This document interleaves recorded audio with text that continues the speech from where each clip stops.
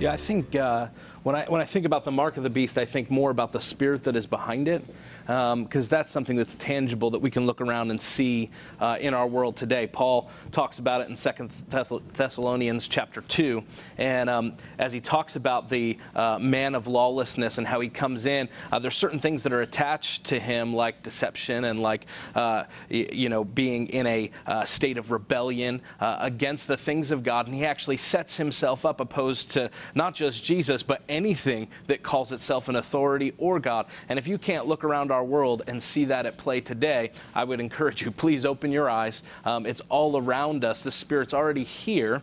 And so the mark of the beast then becomes the tool in which that Spirit implements itself. Wow. Pastor Turner. Yeah, I can't add very much to more what he said. I remember when credit cards came out, people said credit cards were the mark of the beast.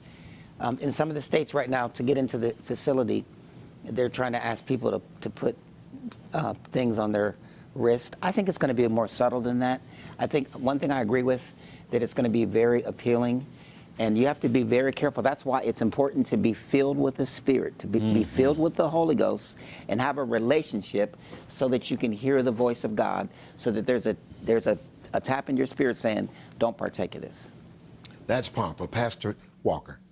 Well, it's like Pastor Turner said, it's difficult to add to the terrific answers that have already been given, other than to say that it's got to be something that is so appealing that people are willing to do it. There's also this idea of the deception that goes along with that. But it's, according to my understanding of the Scripture, especially reading Revelation chapter 13, where it talks about the mark being in the forehead and in the right hand, and that no one is able to buy or sell any item or good without it. It seems to appear rather that there's not just going to be that attractive nature and the deception that goes along with it, but there's going to be a compulsion that if you don't buy into it, then you're going to have difficulty in any type of merchandise that you would want to do. And so the important thing is to be ready when Jesus comes so that you don't have to deal with that issue. Because it is, in my opinion, it is a mark of loyalty to worship the Antichrist, which is the antithesis of who the Christ was.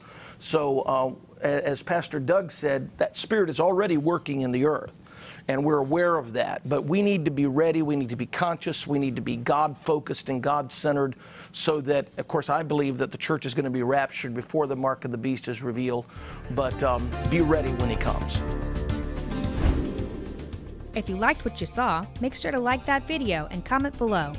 Hit the subscribe button for more content uploaded weekly.